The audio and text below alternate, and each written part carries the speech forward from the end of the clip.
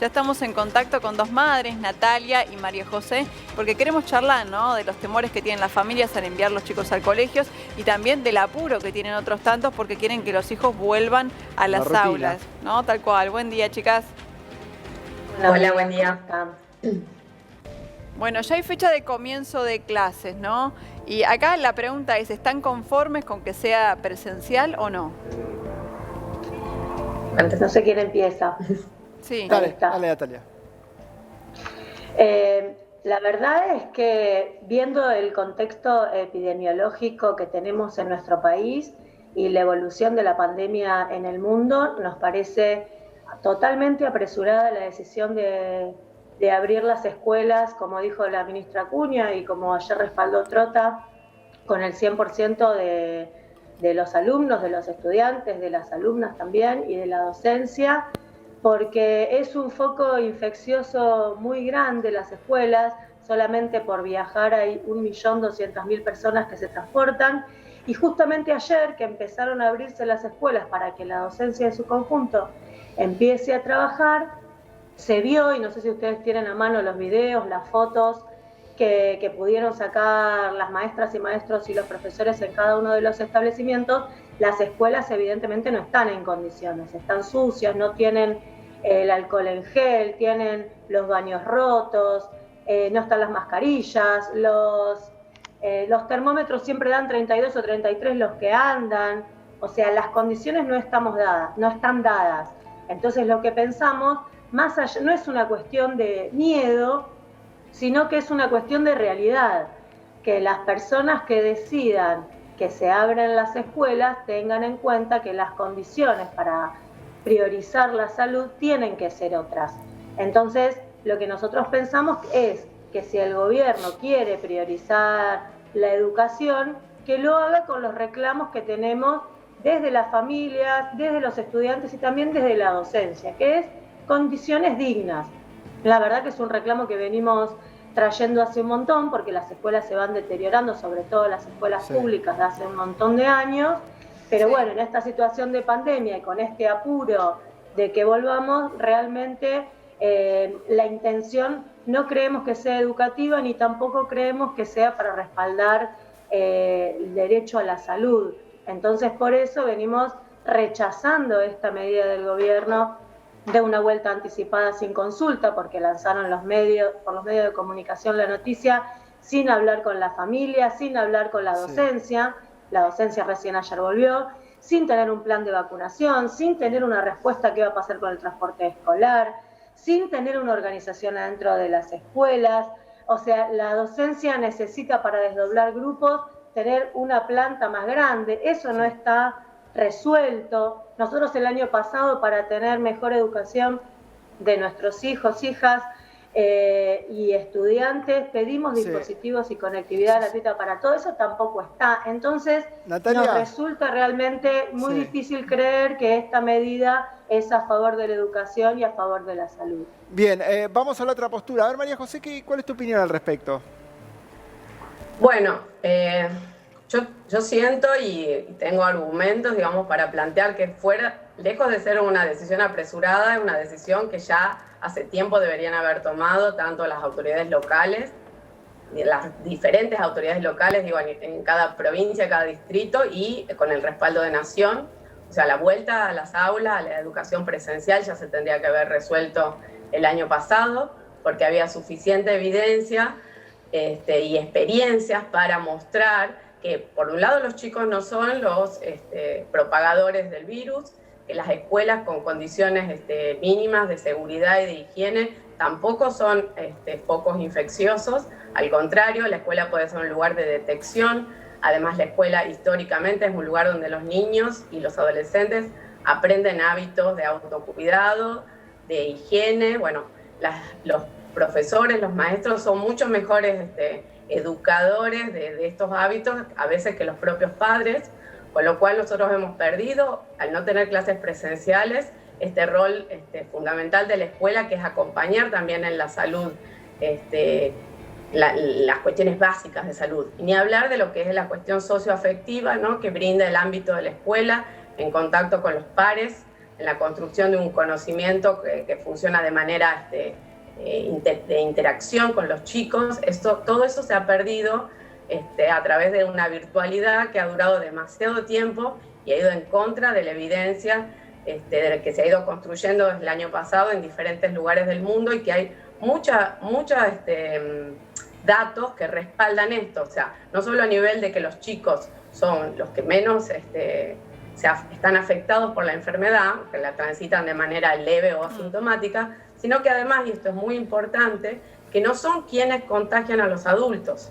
Entonces, el hecho de que vayan los chicos a la escuela y estén en contacto con sus maestros no pone en peligro ni a los chicos ni a los maestros. Y las condiciones de higiene son las mismas que conocemos para cualquier otro virus respiratorio.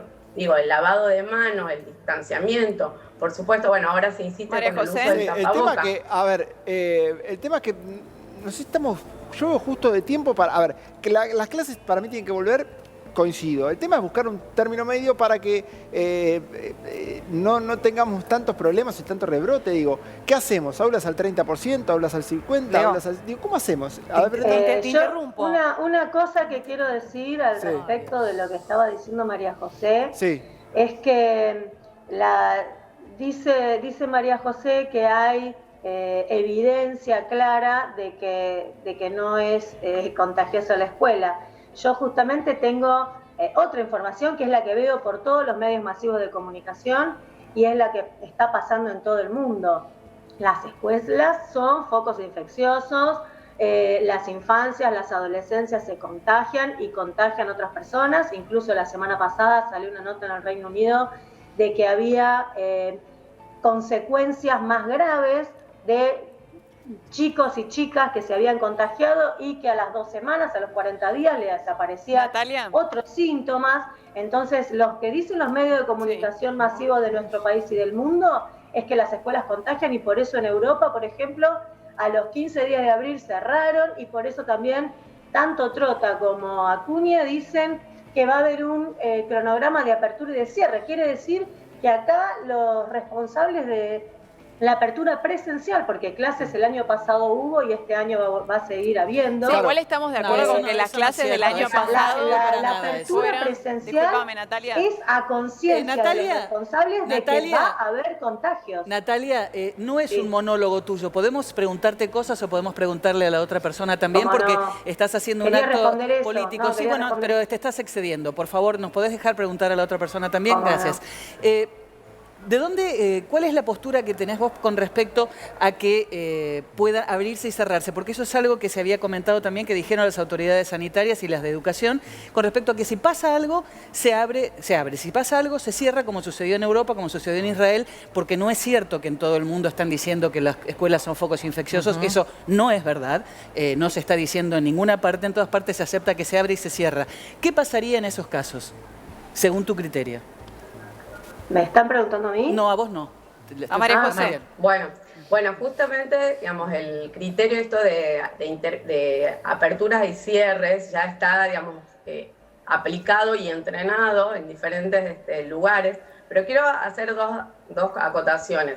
Por un lado, digamos, hay que darle la voz, y creo que ya en los últimos tiempos, por suerte, lo que más se ha difundido es la voz de los especialistas, especialmente, bueno, lo que refiere a Argentina, la Sociedad Argentina de Pediatría, que ya ha dejado muy claro que en la ecuación riesgo-beneficio, los beneficios para los chicos son mucho más altos con las escuelas abiertas que con las escuelas cerradas, y que el daño producido con las escuelas cerradas es mucho mayor que el eventual riesgo del contagio de un virus respiratorio que es menor, quiero insistir en esto, el efecto en su salud que otros virus respiratorios que estamos más acostumbrados, que los chicos se contagian a las escuelas, ¿no?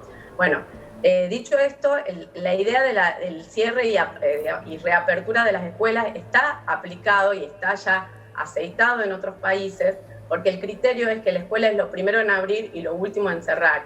Pero incluso cuando se cierra, y esto no se difunde con mucha claridad, en estos países como el Reino Unido, Alemania, se deja abierta para los hijos de trabajadores esenciales y los chicos más vulnerables.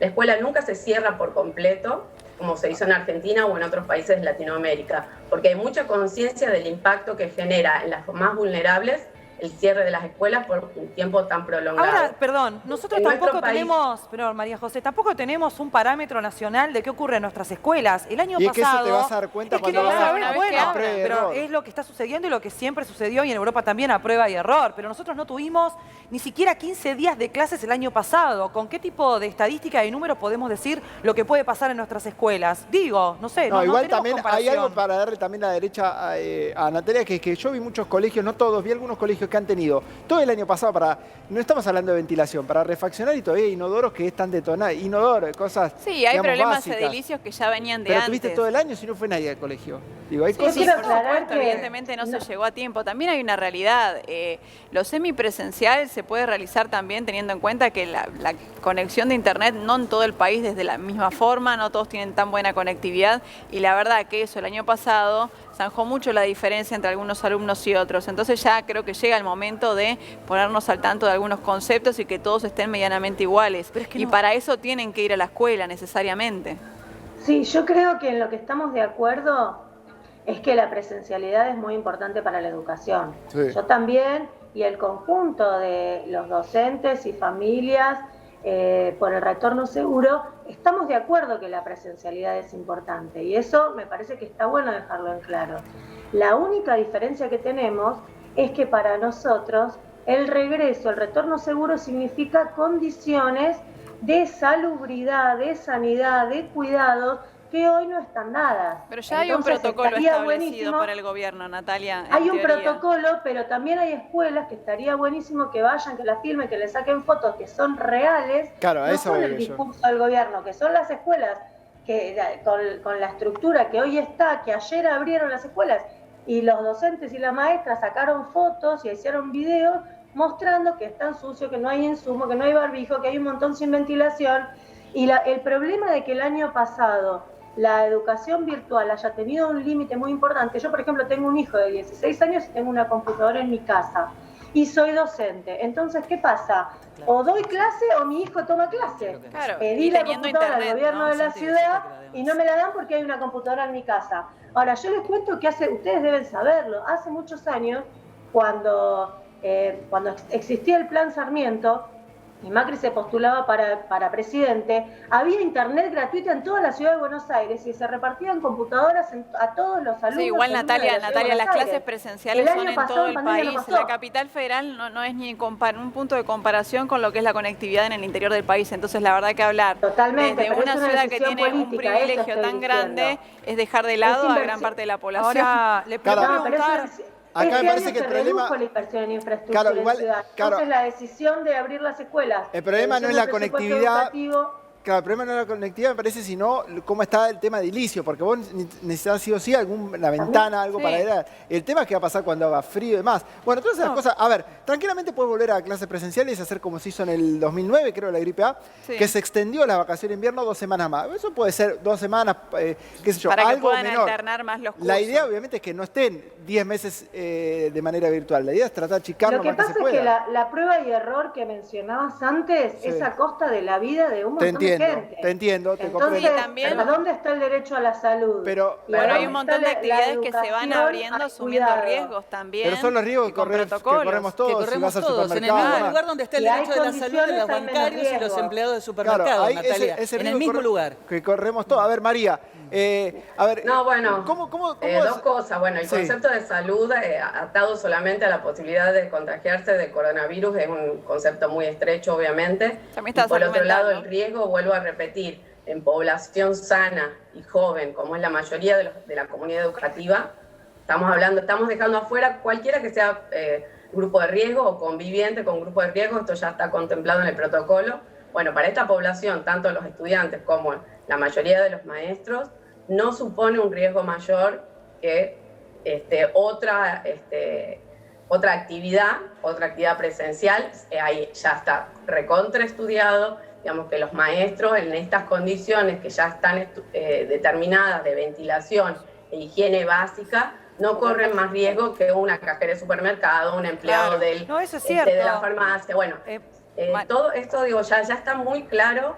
Digamos, ya está muy claro que la vacuna no es una variable. Ahora están en un grupo prioritario los docentes cuando lleguen las vacunas a la Argentina, porque no hay suficientes vacunas y la prioridad, por supuesto, es el personal de salud y los adultos mayores, que son realmente el grupo de riesgo. María José, entonces, bueno, perdón, María José, sí. Está perfecto, es necesaria la presencialidad, bueno, empiezan los protocolos, pero la verdad, y por estar hablando con varias familias y varias mamás y papás que la verdad que están preocupados y a la vez quieren que comencemos a ir a clase los chicos, no tienen en claro realmente cuál es el protocolo. Ayer hablaba bien con una mamá que tiene una niña con TEA, que es autismo, y decía, ¿cómo la llevo a la escuela? Nadie me dijo si tengo el docente que lo va a acompañar, nadie me dijo el horario, y la otra chica la tiene en 4º grado, y dice, son 30, ni siquiera sabe cómo va a iniciar esas clases, y aparte me decía otra cosa que no es un detalle menor. ¿Cómo van a hacer con el recreo, por ejemplo? Donde se juntan todos, tienen que tener más docentes. Digamos que a una semana de arrancar las clases, las cosas no están muy en claras igual, ¿eh? Sí, no, estoy de acuerdo que faltan precisiones. Qué bueno que menciones a este caso de los chicos con TEA, porque realmente para los chicos con discapacidad la falta de presencialidad ha sido un daño enorme. Mucho. Y recientemente se está visualizando esa situación, no solamente a nivel escolar, que se cerraron las escuelas que brindan la posibilidad de hacer integración, sino también las escuelas especiales, los centros educativos terapéuticos. Hay una gran población infantil y adolescente con diferentes tipos de discapacidades que han perdido cualquier ámbito de contención y de educación que para ellos es fundamental. Así que qué bueno que lo menciones. Ahora, sí, estoy de acuerdo que faltan precisiones y que está en nosotros exigir esas precisiones y en ver escuela por escuela cuál es la situación. María José. Sí, porque el año pasado quedamos sujetos a un criterio centralista que estableció que todo el país era igual, todas las jurisdicciones eran iguales, todas las localidades. Hubo escuelas rurales que tenían muy poquitos alumnos que estuvieron cerradas. ¿Sí? Entonces, ahora el ministro Trota se acordó de la diversidad de nuestro país y está estableciendo que el criterio va a ser por jurisdicción. Sí, ahora, claro, hay jurisdicciones que, hay jurisdicciones, pueblos, digamos, o incluso en el interior de la provincia de Buenos Aires que sí pueden tener presencialidad, incluso el 100%, porque bueno, son lugares que no va a pasar nada. El tema es, obviamente, y volvemos a machacar lo que es la zona del AMBA. Seguramente cuando arranquen las clases vamos a ver fotos de colegios que por ahí no están preparados. Va a haber todo sobre la marcha, vamos a tener un marzo en el cual algunos colegios van a arrancar y otros van a tener que buscar la vuelta. Y había baños que ya no estaban bien desde antes. Claro, incluso, pero digo, ¿qué pasó en este año? Y no hablo solamente de un color político, no es que hablo solamente de Cava o de la provincia, hablo del AMBA, así juntamos los dos colores políticos. ¿Qué pasó en el medio de la situación que en un año no se han podido hacer reformas estructurales? Digo, porque estuvimos pensando en el minuto a minuto. Y va a haber de vuelta esa diferencia. Va a haber colegios públicos que van a arrancar porque tienen ventanales, tienen forma para pilotearla y otros que no. ¿Y qué va a pasar también con aquellos padres que tienen la objeción de decir no quiero mandar a mi hijo? Bueno, ahí es otro debate. Son obligatorias. No, son obligatorias, pero van a darle la posibilidad de seguir haciéndolo de manera online, como los chicos, por ejemplo, que tienen problemas y enfermedades preexistentes, que en una situación así no tienen que perder las clases, pero tienen la posibilidad pero ya el docente, de seguir pero ¿cómo haces? ¿Tiene la posibilidad el padre? Pero ¿cómo haces? Porque el docente tiene que estar en el aula dando la clase y después que tiene que ir a grabar de la clase y a su vez tiene que estar presente. Bueno, claro, pero es difícil. Que todas esas dudas que ustedes están planteando y que nosotras también como familias nos planteamos están sin resolverse. Ayer recién fue el primer día de docentes en las escuelas y ya tenemos el anuncio desde hace un mes que en una semana empiezan las clases. Entonces, con toda esta incertidumbre, ¿cómo va a ser un retorno seguro? Ahí está la cuestión. ¿Cómo vamos a cuidar la salud mental, la salud psicológica, como están reclamando este conjunto de padres organizados y madres organizadas? ¿Cómo vamos a cuidar la salud psicológica de nuestros hijos, hijas, si le estamos diciendo la semana que viene volvés, pero no sabemos ni dónde, ni cómo, ni con quién, ni cuándo, ni cómo vas a viajar? Entonces me parece que la intención política de esta vuelta es apresurada, porque hay un montón de respuestas que no tenemos. Entonces yo lo que invito a las familias, igual a mí me gustaría decir una cosa, momento y quizás si ustedes quieren cierro, convocar a las familias que quieren que volvamos, que reclamemos en conjunto las condiciones seguras. ¿Tu hijo quiere volver, Natalia? Las condiciones seguras de ventilación, la vacunación para las personas que nos queremos vacunar, que no haya obligatoriedad de mandar a los hijos, porque el gobierno de la ciudad, hablando de jurisdicción, pone la obligatoriedad con el riesgo de perder la vacante. Entonces es un problema grandísimo de las familias que les cuesta tanto conseguir la vacante, que no cuesta tanto, que por un lado diga, para conseguir vacante en escuela pública necesitas certificado de pobreza y también tenés que mandar a tus chicos a la escuela. Entonces, ¿cuál es la intención? ¿De verdad es cuidando la salud? ¿De verdad es priorizando la educación? ¿O es una campaña política solamente para decir, en Capital abre todo y no pasa nada? Claro, igual, yo te entiendo, pero igual hay que, en algún momento hay que arrancar, si no estamos en un mar de dudas. Hay que arrancar y después vemos sobre la marcha a ver qué es lo que... Como es Argentina, chicos, y no sobre la educación. No, y en todo el mundo fue así. Fueron comenzando y se va probando. Con condiciones es mejor. A ver, María. No, quiero recordar algo. La educación es obligatoria desde el año 1884. La educación es un derecho de los niños, no es una decisión de los adultos que los chicos se eduquen o no, es un derecho de ellos. Por supuesto que nosotros tenemos que asegurar y exigir que se dé en condiciones de seguridad y todo lo que ya sabemos que es previo a la pandemia. O sea, esto que están hablando de baños rotos, de falta de agua, bueno, son temas que ya se tendrían que haber resuelto, obviamente, antes, porque son condiciones de higiene básica, no tienen que ver con el coronavirus. Entonces, bueno, recordar esto, que la educación es un derecho de los niños y que está la obligación de los adultos y de las autoridades es proveérsela de manera igualitaria, inclusiva, ¿no? Para todos los chicos que aprenden de diferente manera, todo esto que ya teníamos nosotros asumido, digamos, incorporado en la agenda, bueno, recuperar todo esto. Y que por supuesto que está en el protocolo que aquellos que sean convivientes con grupos de riesgo o tengan algún tipo de antecedente de salud que los incluya como grupo de riesgo, están exceptuados de la presencialidad. Esto ya está establecido. Quiero decir algo, lo que se invirtió en otros países no fue tanto en infraestructura, sino la principal inversión fue en ampliar el plantel docente. Sí. Entonces, esto es un tema que también tenemos que reclamar, digamos, que estén los docentes que se necesitan para que los chicos puedan recuperar el vínculo y recuperar los aprendizajes, recuperar todo lo que perdieron el año pasado por la falta de presencialidad. María José, Natalia, quiero preguntarle a las dos muy cortito antes de cerrar, ¿por qué Natalia no mandarías a tu hijo al colegio y por qué María José sí lo mandarías? ¿Empiezo yo? A ver, dale. En principio, yo quiero que haya un retorno seguro a la presencialidad. No es lo mando o no lo mando. Es verdad lo que dice María José, de que la educación es un derecho. Estaría bueno que los gobernantes garanticen las condiciones para que haya una educación de cuidado, una educación de futuro, no una educación de prueba y error, no una educación en la que no importe lo que pase con las familias y con el conjunto de la comunidad educativa. Entonces me parece que la educación tiene que ser integral y los derechos se tienen que garantizar en forma integral. María José. Bueno, yo estoy convencida que tienen que volver, mis hijos piden volver, o sea, la experiencia del año pasado, a pesar de que tuvieron conectividad, virtualidad, acompañamiento familiar, etcétera, no fue bueno, o sea, no solo en términos de aprendizaje, sino en términos de la necesidad de vincularse con sus pares, de recuperar el espacio presencial de vínculo con sus docentes y sus compañeros. Yo estoy convencida que para ellos la vuelta va a ser bueno en términos de salud, de aprendizaje, de desarrollo emocional y que es urgente. O sea, no me parece que sea una decisión apresurada, sino todo lo contrario. Ya llevamos demasiado tiempo esperando que los chicos estén en primer lugar.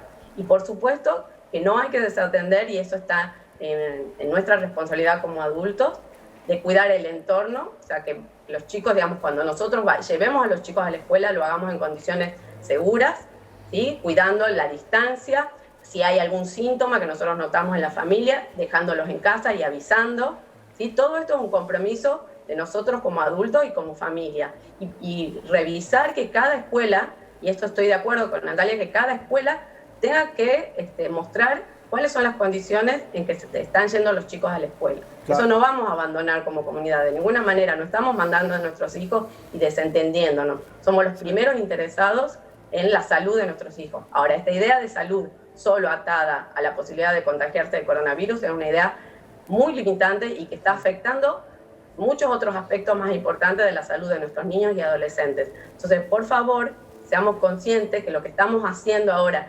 difundiendo un discurso de miedo y de pánico les está haciendo mucho mal a nuestros hijos. Bueno, Natalia y María José, les agradezco, se ha debatido con mucha altura, muy claras e inteligentes ambas posturas, y gracias por esta conversación con Crónica. Bueno, muchas gracias, un gusto.